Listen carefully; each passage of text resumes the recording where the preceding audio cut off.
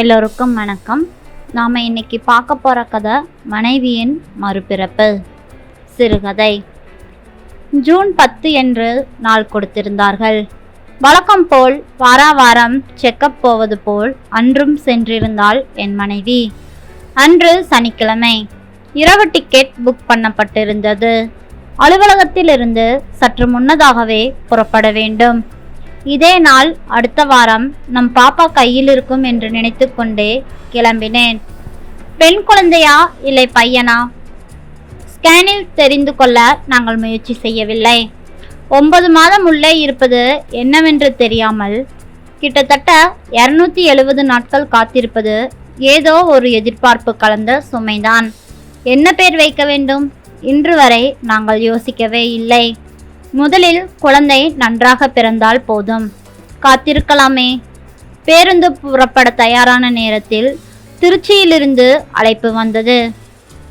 இன்னைக்கே அட்மிட் ஆக சொல்லிட்டாங்க, மேக்சிமம் மண்டே டெலிவரி இருக்குமாம் என சொன்னாங்கன்னு பதட்டமடைந்தாள் என் மனைவி. அப்போ திரும்பி வரும் பொழுது அப்பாவாகத்தான் வருவேனா?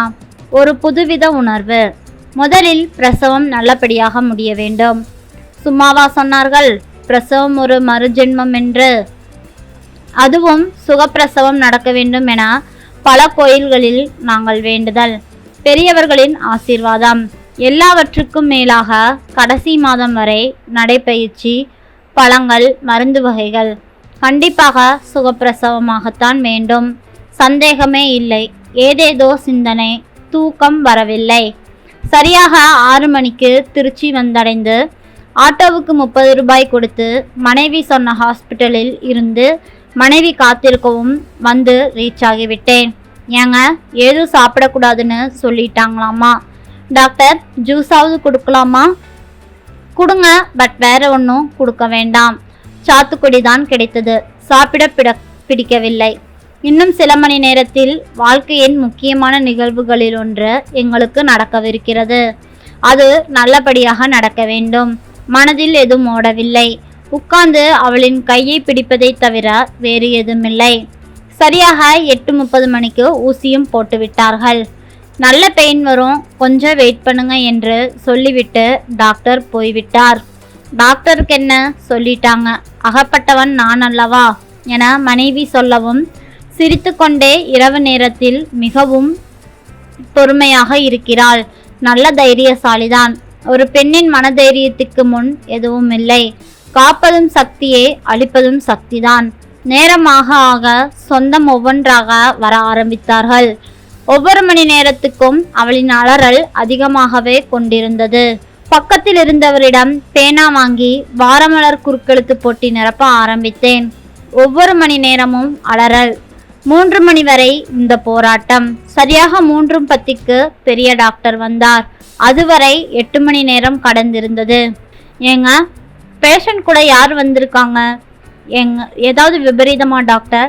சொல்லுங்க டாக்டர், பரவாயில்ல. We tried a lot. குழந்தையோட தலையை பார்க்க முடியுது. It's trying to come out, but some condition is there. Forceps போட முடியாது. பெட்டர் ஆப்ஷன் சர்ஜரி தான். பட் நாங்கள் ரொம்ப ட்ரை பண்ணுறோம் என சொல்லிவிட்டு உள்ளே போய்விட்டார். அனஸ்தீசியா டாக்டர் சில நிமிடங்களில் வந்தடைந்தார். முதுகில் மறுபடியும் ஊசி போடப்பட்டது. கடவுளே, இன்னும் 5 நிமிடத்தில் ஏதாவது அற்புதம் நிகழ்த்த மாட்டாயா? நார்மல் ஆகாதா? 3 நாளில் என் மனைவி எழுந்து ஓடி வர மாட்டாளா? தாயும் செய்யும் நலமுடன் பார்க்க வேண்டுமே. இதுநாள் வரை இருந்த தைரியம், இருமாப்பு இப்போது இல்லை. சில நிமிடங்களில் உன் இருப்பை உணர்த்துவது போல் இருக்கிறது.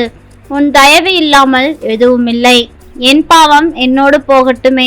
அவர்களுக்கு எதுவும் கொடுக்க வேண்டாம். எல்லாம் நன்றாக நடக்கிறது. பயமில்லை என்று இருந்தேனே. அப்பொழுது உனக்கு நன்றி சொல்ல மறந்துட்டேன். அதை இப்பொழுது ஞாபகப்படுத்துகிறாயா?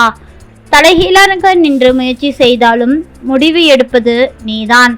கடவுளே, என்னை, என் மனைவியையும் என் குழந்தையையும் சற்று நேரத்தில் என்னிடம் நல்லபடியாக கொடுத்துவிடு என வேண்ட ஆரம்பித்தேன். சார், நீங்க பேஷண்டோட பேப்பரை கையில் நீட்டினார்கள். ஆதலால் சர்ஜரி என்று முடிவெடுக்கப்பட்டுள்ளது. இந்த ஆபத்தினை நான் உணர்கிறேன். எனக்கு புரிய வைக்கப்பட்டுள்ளது. மனத்தெளிவுடன் கையொப்பமிடுகிறேன். ஐயா, கடினமானதொரு தருணம். உன் மனைவிக்கு ஆப்ரேஷன் பண்றாங்க, என்னன்னு தெரியாது, நீ தான் கையெழுத்து போடணும், போட்டுக்கொடு. இறைவா, உன்னிடம் முழுவதும் ஒப்படைத்து விடுகிறேன், நீயே பார்த்துக்கொள். சரியாக 3:30க்கு குழந்தையின் அழுகுரல் கேட்டது. தொடர்ச்சியாக அழுவில்லை. அடுத்த சோதனை. ஐயோ, சந்தோஷமாக எல்லோரிடமும் சொல்ல வேண்டும் என காத்திருந்தேனே, ஆனால் ஒவ்வொரு நிமிடமும் ஒரு புது செய்தியாக வல்லவா இருக்கிறது. எப்பொழுது சர்ஜரி என்று முடிவானதோ அப்பொழுது என் மனம் சோர்ந்துவிட்டது. குழந்தையை வெளியில் கொண்டு வந்து காட்டினார்கள். என்ன பேபி? பெண் குழந்தை. மகாலட்சுமி என்று யாரோ சொன்னது காதில் விழுந்தது. ஆனால் மனம் முழுவதும் மனைவி எப்படி இருக்கிறாள் என்றே கவலைப்பட்டு கொண்டிருந்தது. டாக்டர், எப்படி இருக்காங்க என் மனைவி? She is fine. வாழ்வின் ஆதாரம் அவள். மீண்டும் பெரிய டாக்டர் வெளியே வந்தார். பேபி கொஞ்சம் தண்ணி குடிச்சிருக்கு, அதனால நல்லா தான் இருக்காங்க. எதுக்கும் பீடியாட்ரிஷியனை வர சொல்லியிருக்கேன், எதுக்கும் ஒரு தடவை நம்ம செக்கப் பண்ணிடலாம் என்று சொல்லிக்கொண்டு உள்ளே சென்றார். அரை மணி நேரத்தில் எவ்வளவுதான் மனப்போராட்டம்! இதற்கு முந்தைய 8 மணி நேர மனநிலையையும் தற்பொழுதைய அரை மணி நேரமும் நிறைய வித்தியாசங்கள்.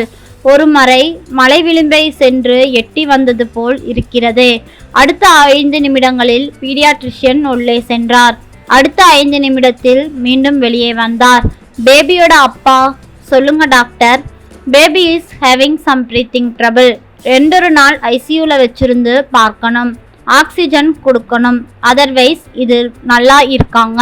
சர்ஜரி ஒன்று போதுமே என்னை உணர்த்த. இந்த குழந்தையும் வேண்டுமா? போதும், இதற்கு மேலும் வேண்டாம். இனி நான் வாழப்போகும் வாழ்வின் ஆதாரத்தை ஏற்கனவே அசைத்து பார்த்து விட்டாய் கடவுளே, இந்த பிஞ்சுக்கு எதுவும் கொடுக்க வேண்டாம் என்று சொல்லி மீண்டும் டாக்டரிடம், டாக்டர், நீங்க எதுக்கும் இன்னொரு டைம் செக் பண்ணி பார்த்துட்டு நல்ல முடிவா சொல்லுங்க என்று மனதார வேண்டிக் கொண்டான். டாக்டர் மறுபடியும் உள்ளே சென்றார். உள்ளே சென்று செக் பண்ணும் பொழுது குழந்தை நன்றாக சத்தமாக அழுதது.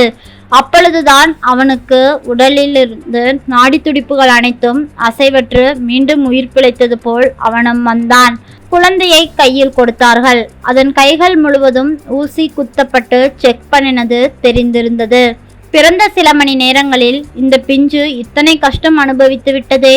குழந்தையின் தாயில் கொடுத்து, இதுதான் என் பாப்பாவா என்று கேட்கவும் அவள் கொஞ்சிய பொழுது இந்த 8.5 மணி நேர வேதனையும் மறந்துவிட்டது. இறைவா, பிரார்த்தனை என்னோடதாகட்டும், கொடுப்பது உன்னோடதாகட்டும் என்று மீண்டும் மனதார கடவுளுக்கு நன்றி சொன்னான். 3 நாட்கள் மருத்துவமனையில் இருந்தார்கள். இதற்கிடையே பிறந்தது முதல் ஒரு முறை கூட குழந்தையிடம் அவனை பார்க்க சந்தோஷத்தின் தவறவில்லை. ஹாஸ்பிட்டலின் வாசனை பழக்கப்பட்டு விட்டார்கள் இந்த 3 நாளில். இதுதான் ஒரு மனைவியின் மறு ஜென்மம் என்று அவன் உணர்ந்து கொண்டான். நன்றி. இந்த கதை பிடிச்சிருந்தா மறக்காம லைக் பண்ணி நம்ம சேனலை சப்ஸ்கிரைப் பண்ணுங்க. தேங்க்யூ.